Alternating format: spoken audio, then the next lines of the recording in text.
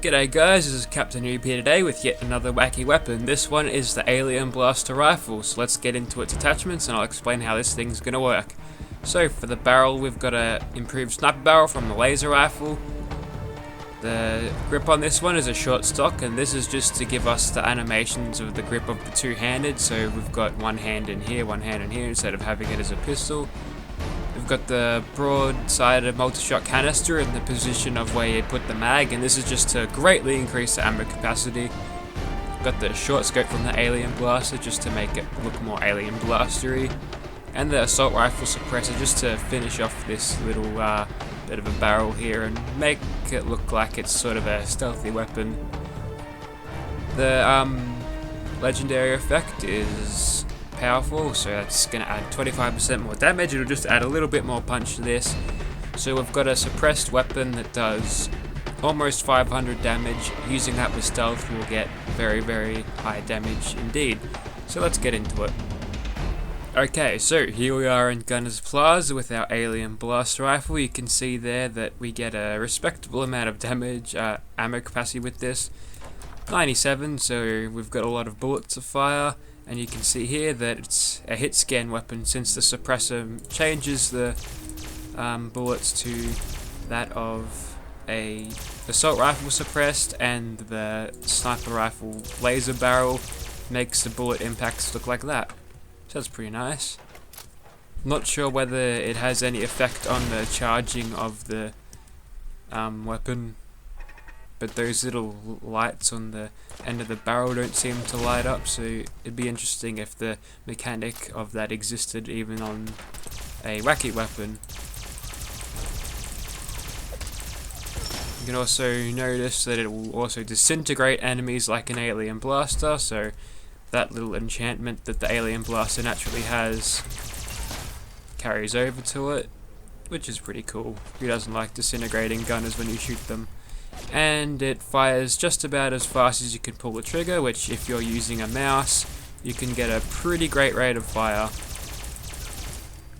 Enemies are susceptible to knockdown since it's a semi-automatic rifle, which means fighting bosses should be relatively simple. We just got to make sure we get a bunch of clicks into them and hit them with stealth, and we should be fine, but we'll get into that just a little bit later. For now, we'll finish off the gunners in the plaza. So we'll knock out these turrets first, and then we'll go on to kill a couple of more gunners. Take them as they come around. Yeah, it's detected right now, but it shouldn't matter all that much. We'll just keep on firing as fast as we possibly can to get maximum DPS on these gunners. Maybe get a few headshots would be useful. Down that person goes, and her mate is next. He's disintegrated, ashes on the floor, and we'll move on to this melee gunner. Either they haven't detected us, or they have no idea. It was the latter. Okay, moving on to the last lot of gunners now. Back into caution, so we could be able to snipe them all off. Let's have a look. Oh, that one's got a minigun. Let's take her out. Worst case scenario, she had an explosive minigun, which will do a lot of damage to us. This one's got a ghost rifle. The gunners have definitely upped their weapon budget this time around.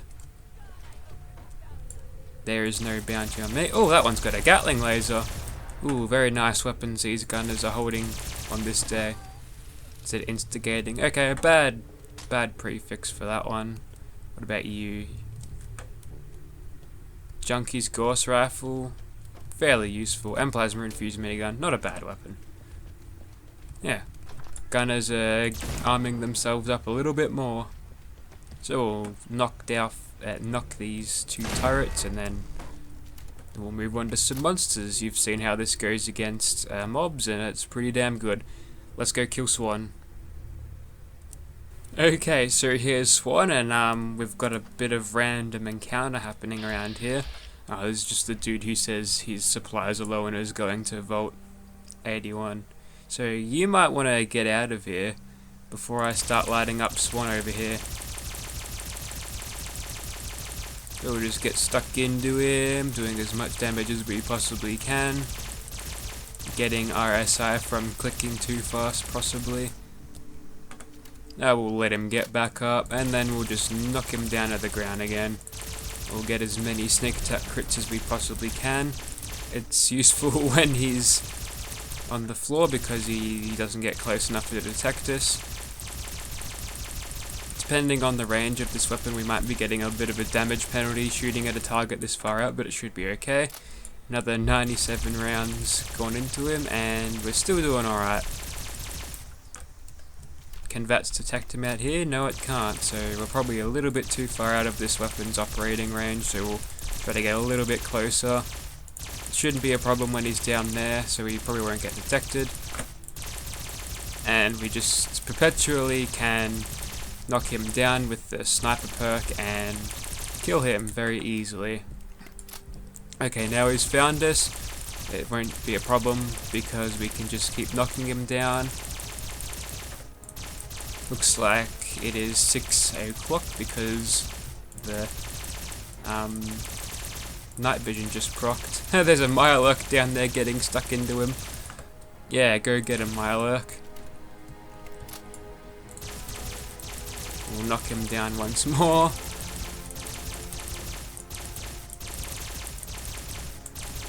Not doing nearly the damage we need to now that he's actually detected us, but we're still doing a good job.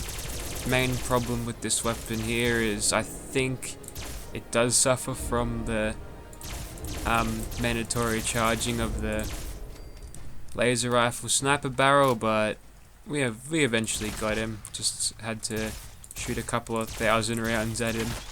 That's what it feels like. So we'll quickly finish off this Mirelurk and then we'll move on to something else. Okay, you join me in a clear day in the glowing sea. This is what it looks like, and we're going to use this alien blaster rifle to kill this Deathclaw. Now, I've swapped out the powerful effect for the furious effect, so now while we will perpetually knock this dude down, it will definitely not take as long as we'll eventually be able to kill him by just having the rounds do more and more damage as they hit. Make sure we don't hit any of these scorpions because that'll reset the counter against the Deathclaw. Keeping caution so we do a little bit more sneak attack damage whenever we hit him. Oh, maybe not, it doesn't look like it's working, but as you can see here, we're doing pretty good damage on this Deathclaw as he is going to die after being perpetually knocked down. Too bad for these little red scorpions. They won't be able to eat any Deathclaw ashes or get any sustenance out of them, so now they're quite angry and are going to kill me instead. Oh, here's the problem with that idea is that I've got a furious alien blaster rifle, and while they have claws or pincers and a stinger, that's not going to really do that much. Let's see what they had. A poisonous pipe wrench. You know what? I might as well pick that weapon up and start using it now. That is a brilliant drop. Okay, so there's a dead Deathclaw, and we'll try to find his remains. What did he drop for us? He dropped a Cavalier's Operator's left armband. A decent piece of armor, but we'll move on to one more monster now, and we'll call it a day. Alrighty, here we are outside of Vault 111 where it all started, and we'll try to find a giant radroach to kill. He should be around here somewhere. Okay, there he is. So we'll just start off this fight just by lighting him up a little bit. And as he gets close enough to hit us, we'll try to maybe go into VATS and finish him off.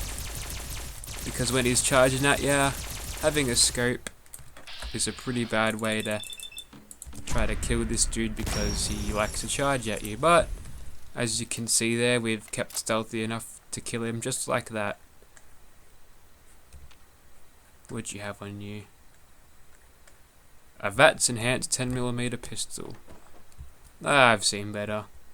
So that's it for the alien blaster rifle. This one was pretty fun to use, even though it did make me click excessively. Hopefully it's not too annoying when you're watching the video, but there you go. Just a quick mention, this mod is available for all platforms, so if you want to create a weapon like this, head to the description and find the mod on your platform. It's either on Bethesda.net or the Nexus, so make sure you get it there. Thank you for watching, guys.